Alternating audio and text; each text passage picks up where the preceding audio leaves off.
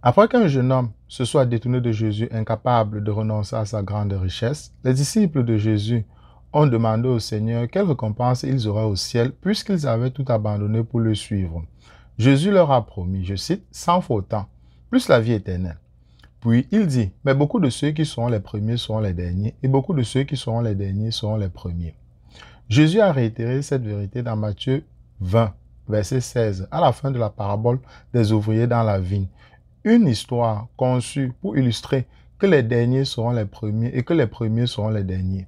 Que voulait-il dire exactement lorsqu'il a dit « Beaucoup de ceux qui sont les premiers seront les derniers et beaucoup de ceux qui seront les derniers seront les premiers ». Discutons juste après le générique.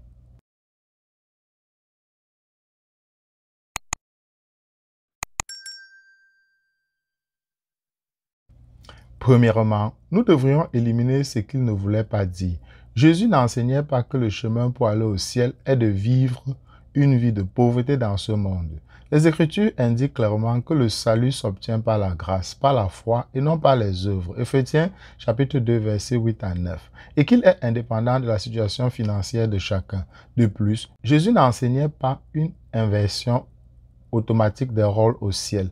Il n'existe pas de loi céleste selon laquelle les pauvres et les opprimés doivent régner sur les riches et les puissants.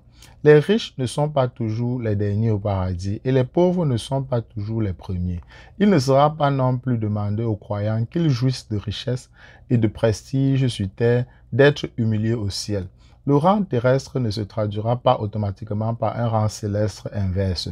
Lorsque Jésus dit à ses disciples qu'ils seraient grandement récompensés au ciel pour ce qu'ils avaient abandonné sur terre, il contrastait leur sacrifice avec le manque de sacrifice du jeune dirigeant riche. Le jeune homme n'avait pas voulu abandonner grand-chose pour l'amour du Christ dans Matthieu 19, versets 16 à 22. Dieu, qui voit le cœur, récompensera en conséquence. Les disciples sont un exemple de ceux qui pourraient être les premiers. Et il se trouve qu'ils étaient pauvres. Mais leur pauvreté n'était pas ce qu'ils faisaient d'eux les premiers au ciel. Le jeune dirigeant riche est un exemple de ceux qui pourraient être les derniers. Et il se trouve qu'il était riche. Mais sa richesse n'était pas ce qui le faisait durer. La déclaration du Seigneur selon laquelle les derniers seraient les premiers et les premiers dernier aurait pu aussi avoir une signification particulière pour Pierre, qui venait de parler d'avoir tout quitté dans Matthieu 19, verset 27. Peut-être que Jésus a détecté dans la déclaration de Pierre un peu de vantardise. Pierre était sur le point de devenir spirituellement complaisant, comme l'était le jeune dirigeant riche, mais pour une raison différente. La réponse de Jésus au verset 30 a peut-être été un avertissement indirect adressé à Pierre de toujours trouver sa suffisance en Christ et non dans son propre sacrifice.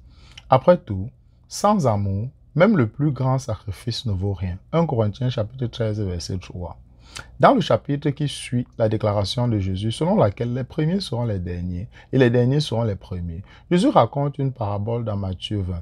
L'histoire concerne certains ouvriers qui se plaignent que d'autres, qui n'ont pas travaillé aussi longtemps qu'eux, ont reçu un salaire égal. En d'autres termes, ils considéraient leur propre travail comme digne d'une compensation, mais considéraient le travail de leurs compagnons comme inférieur et moins digne d'être récompensé.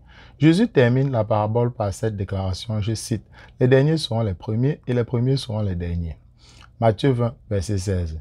L'interprétation la plus directe, basée sur le contenu de la parabole, est que tous les croyants, peu importe combien de temps ou combien ils ont travaillé au cours de cette vie, recevront la même récompense fondamentale, la vie éternelle. Le voleur sur la croix de Luc 23, versets 39 à 43, dont la vie de service se limitait à un moment de repentance et de confession de foi en Christ, reçut la même récompense de la vie éternelle que Timothée, qui servit Dieu pendant des années. Bien entendu, l'Écriture enseigne également qu'il existe différentes récompenses au ciel pour différents services. Mais la récompense ultime, la vie éternelle, sera donnée à tous de manière égale, sur la base de la grâce de Dieu en Jésus-Christ. Il existe plusieurs façons dont le premier sera le dernier et le dernier sera le premier, est vrai. Il y en a qui ont été les premiers à suivre Christ dans le temps, mais qui ne sont pas les premiers dans le royaume. Judas Iscariote fut l'un des premiers disciples et fut honoré d'être le trésorier du groupe. Mais sa cupidité conduisit à sa perte. Paul était le dernier des apôtres dans 1 Corinthiens chapitre 15, versets 8 à 9, mais aussi celui qui a travaillé le plus dur dans 2 Corinthiens chapitre 11, verset 23.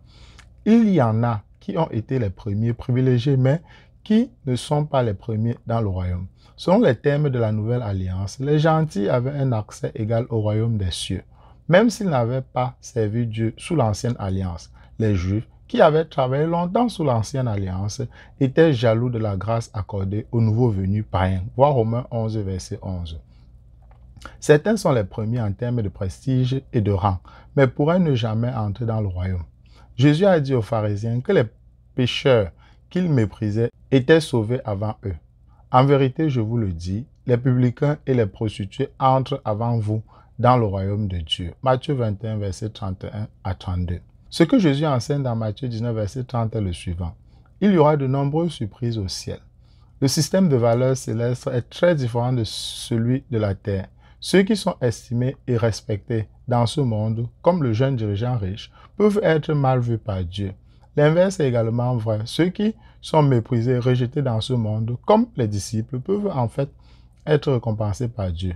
Ne vous laissez pas entraîner par la manière dont le monde classe les choses. C'est trop sujet aux erreurs. Ceux qui sont les premiers selon l'opinion des autres ou les premiers selon leur propre opinion seront peut-être surpris d'apprendre qu'au jour du jugement dernier, ils seront les derniers selon l'opinion de Dieu.